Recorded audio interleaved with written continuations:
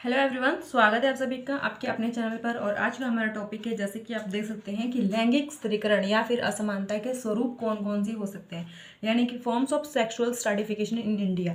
India में जो है लैंगिक स्त्रीकरण या फिर असमानता के वो कौन कौन से स्वरूप हैं जो कि हमें देखने को मिलते हैं। तो यहाँ पर जो है सबसे फर्स्ट पॉइंट आता है लिंग भेदभाव।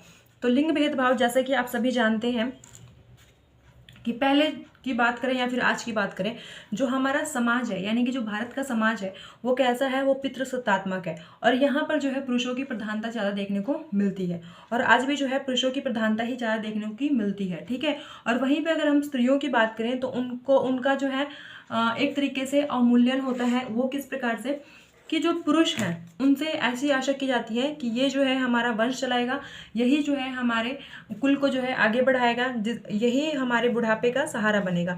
लेकिन वहीं पर जो लड़कियां हैं उनसे ऐसी आशा नहीं की जाती। उनसे तो ये आशा की जाती है कि ये जैसे ही थोड़ी बड़ी होंगी इनका जो है विवाह कर दिया जाएगा। इसके बाद जो है लड़कियां हमारे कुल के लिए या फिर हमारे खानदान के लिए किसी भी प्रकार का कोई भी सहारा नहीं करती हैं। इसके साथ साथ जो है और भी कुछ चीज़ें देखने को मिलती हैं, जैसे ही लड़कियां छोटी होती हैं तो उनको जो है मतलब वो सबके साथ खेल सकती हैं, उठ सकती हैं, बैठ सकती हैं।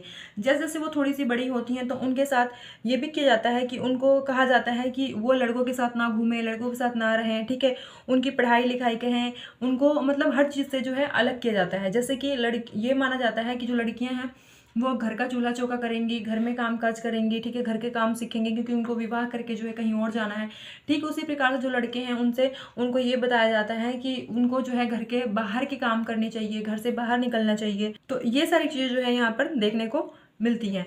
ठीक उसी प्रकार से है शिक्षा में असमानता। तो शिक्षा में असमानता कैसे देखने को मिलती है? अगर हम वैदिक काल की बात करें तो वैदिक काल में ये था कि जो स्त्रियां हों या फिर पुरुष हों, यानी कि जो बच्चे हों, लड़का हो या फिर लड़की हो, दोनों को ही जो है समान शिक्षा दी जाती थी। उनको जो है आश्रम में जाने का पूरा अधिकार था कि लड़कियां भी जो है आश्रम में जाके शिक्षा को ग्रहण कर सकती थी। लेकिन जैसे जैसे जो है हमारे समाज में धीरे धीरे परिवर्तन आया तो उसके साथ क्या हुआ कि ऐसा माने जाने लगा कि लड़कियों के लिए जो है केवल एक ही संस्कार है, वो क्या है, विवाह।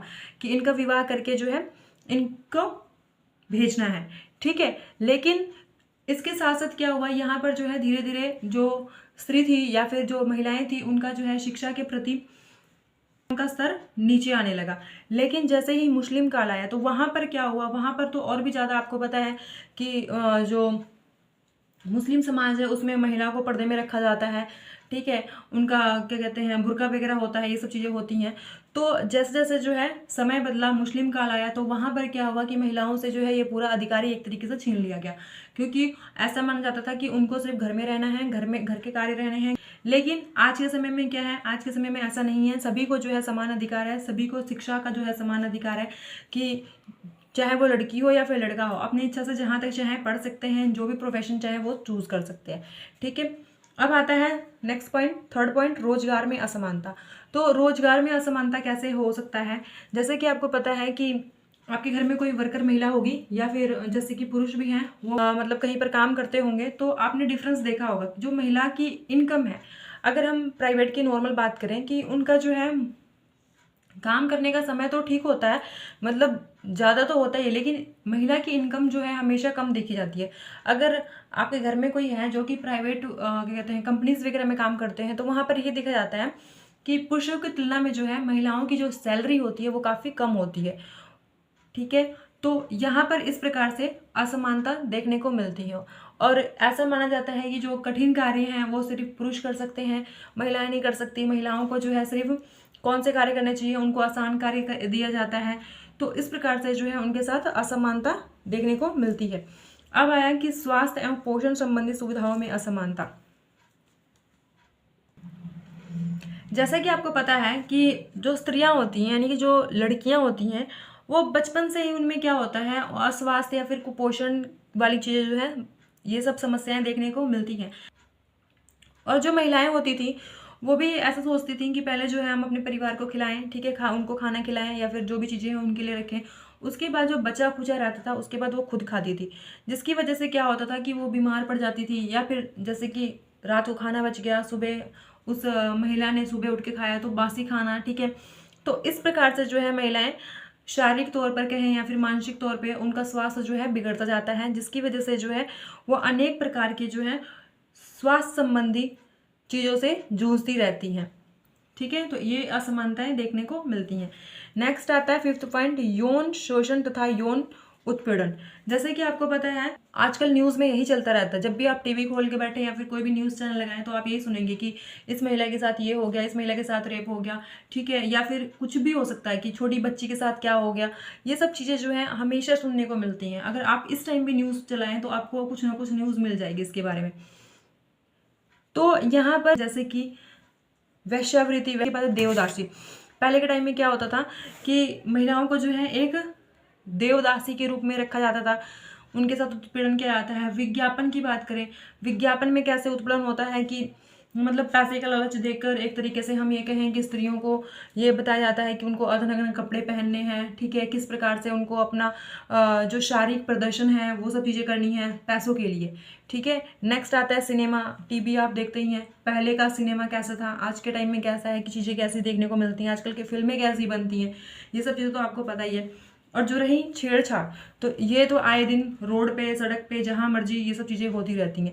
तो आपने ये सब चीज़ें देखा भी है, सुना भी है, और ये सब चीज़ें आपको अच्छे से पता भी है। नेक्स्ट आता है दहेज के कारण उत्पीड़न, कि दहेज के कारण जो है किस प्रकार से उत्पीड़न किया जाता है। ठीक है, तो दहेज के कारण उत्पीड़न किस प्रकार से किया जाता है कि जैसे कि आप सोच सकते हैं, एक लड़की है, उसका विवाह होता है, ठीक है, तो उसका जब विवाह होता है तो क्या होता है कि कुछ लोग ऐसे होते हैं, आज के समाज में भी है, पहले तो ज़्यादा था कि दहेज प्रथा को ज़्यादा महत्व दिया जाता था, आज थोड़ा थोड़ा कम देखने को मिल रहा है, क्योंकि आज के जो पुरुष हैं, महिलाएं हैं, सब जो है जागरूक हो रहे हैं। तो क्या होता था उस टाइम कि जो पुरुष थे, है ना, जो लड़के का परिवार था, वो ये सोचता था कि जो लड़की आएगी उनके घर पे तो अनेक प्रकार के जो है चीज़ें लेके आएगी, ठीक है, सारी सुख सुविधाएं लेके आएगी और पैसा जेवर सब कुछ लेके आएगी, मतलब कि लड़की वाले ज़्यादातर दहेज देंगे। लेकिन जब उसके माता पिता इस चीज़ में समर्थ नहीं होते थे, दहेज नहीं दे पाते थे, तो क्या होता था कि शादी तो कैसे कैसे हो जाती थी, लेकिन उनके साथ जो है अनेक प्रकार की जो है समस्याएं देखने को मिलती हैं। जैसे कि लड़की को जो है घर में ही मारा पीटा जाता है, उसके साथ शोषण किया जाता है, उसके साथ गलत काम होता है, उस कभी कभी तो ऐसा होता है कि महिलाएं ही मतलब एक सास ही जो है अपनी बहू को जला देती है, या फिर जो मतलब सब घर के लोग मिलकर उसको मारते हैं, पीटते हैं, उसके साथ दुर्व्यवहार करते हैं। तो ये चीज़ें जो हैं वो दहेज के कारण हमें देखने को मिलती हैं। 6 पॉइंट देखिए, तलाक द्वारा उत्पीड़न। तो तलाक द्वारा उत्पीड़न किस प्रकार से होता है कि मान लो कि महिला घर पे है, घर पे काम काज कर रही है, तो कई बार ऐसा होता है कि महिलाएं जो है पैसे का डिमांड करती हैं, ठीक है, या फिर कुछ ऐसा हो कि वो कहती हैं कुछ चीज़ें लेनी है, या फिर कुछ भी है, थोड़ा बहुत झगड़ा भी हो जाए, तो आजकल यही ट्रेंड देखने को मिलता है कि बस डिवोर्स दो, बात खत्म, है ना।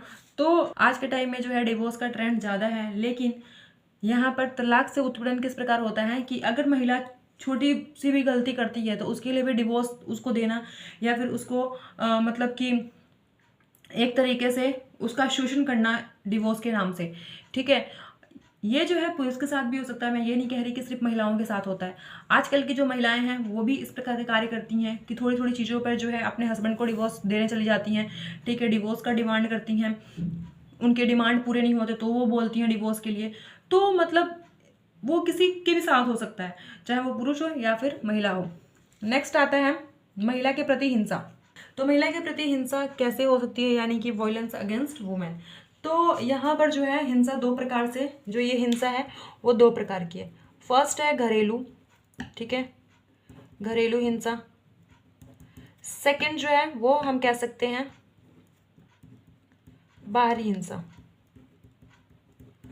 तो घरेलू हिंसा क्या होता है, घरेलू हिंसा वो है जो कि घर यानी कि परिवार द्वारा किया जाता है, जैसे कि पति के द्वारा मारपीट करना, या फिर ससुराल में किसी के द्वारा भी है स्त्री जो स्त्री है उसके साथ दुर्व्यवहार करना, उसके साथ मारपीट करना, धमकी देना। तो ये सब चीज़ें जो होगी घरेलू हिंसा है। वहीं पर अगर हम बाहरी हिंसा की बात करें तो बाहरी हिंसा में आपको पता ही है, महिला आज के टाइम में अगर घर से भी बाहर निकलती है तो अपने आप को जो है सेफ फील नहीं करती। घर के अंदर तो मतलब होता है कि कुछ फैमिलीज़ हैं जो बहुत अच्छी हैं, जहाँ पर महिला जो है अपने आप को सेफ फील करती है, बट कुछ फैमिलीज़ हैं जहाँ पर वो सेफ नहीं फील करती। लेकिन साथ साथ अगर बाहर की बात करें हम, बाहरी हिंसा, तो बाहरी हिंसा में आपको पता ही है कि आए दिन जो है अनेक प्रकार की चीज़ें सुनने को मिलती हैं, किसी के साथ छेड़छाड़ होना है। नेक्स्ट पॉइंट देखिए, स्त्री हत्या। तो स्त्री हत्या क्या होती है? अगर हम स्त्री हत्या की बात करें तो स्त्री हत्या जो है वो हत्या कही जाती है जिसमें क्या होता है कि एक माँ जो है उसके गर्भ में जो कोई बच्चा पल रहा होता है, ठीक है, अगर वो लड़की है ये जानकर जो है उसकी हत्या कर दी जाती है, या फिर उस बच्चे को जो है मतलब अबॉर्शन करा दिया जाता है कि ये हमें लड़की नहीं चाहिए, ठीक है। तो इस प्रकार से जो है स्त्री हत्या हम उसको कह सकते हैं। लेकिन साथ साथ में जो है केवल इसी को नहीं, जैसे कि परिवार के द्वारा जो है मजबूर करना, उसको अनेक प्रकार से उत्पीड़न देना जिसकी वजह से खुद वो आत्महत्या कर ले, या फिर परिवार के द्वारा जो है उसको जला देना, उसको मारना पीटना और उसकी हत्या कर देना। तो ये सब चीज़ें जो है यहाँ पर हमें देखने को मिलती हैं। अब हम नेक्स्ट पढ़ने वाले हैं महिला सशक्तिकरण यानी कि वुमेन एम्पावरमेंट। तो अगर आपको वीडियो अच्छी लगती है, पसंद आती है, तो आप हमारे चैनल को सब्सक्राइब कीजिए और लाइक कीजिए और ज़्यादा से ज़्यादा जो है वीडियो को शेयर कीजिए। इससे पहले अगर हम बात करें, इससे पहले जो है हमने जो लैंगिक स्त्रीकरण है इसके ऊपर इसका अर्थ, इसकी परिभाषा, इसकी विशेषताएं, इससे रिलेटेड वीडियो जो है हमारे चैनल पे अपलोडेड है। आप चाहें तो जाके देख सकते हैं। अगर किसी को चाहिए तो आप जो है उनको शेयर भी कर सकते हैं। आज के लिए बस इतना ही, मिलते हैं नेक्स्ट वीडियो में। Thank you.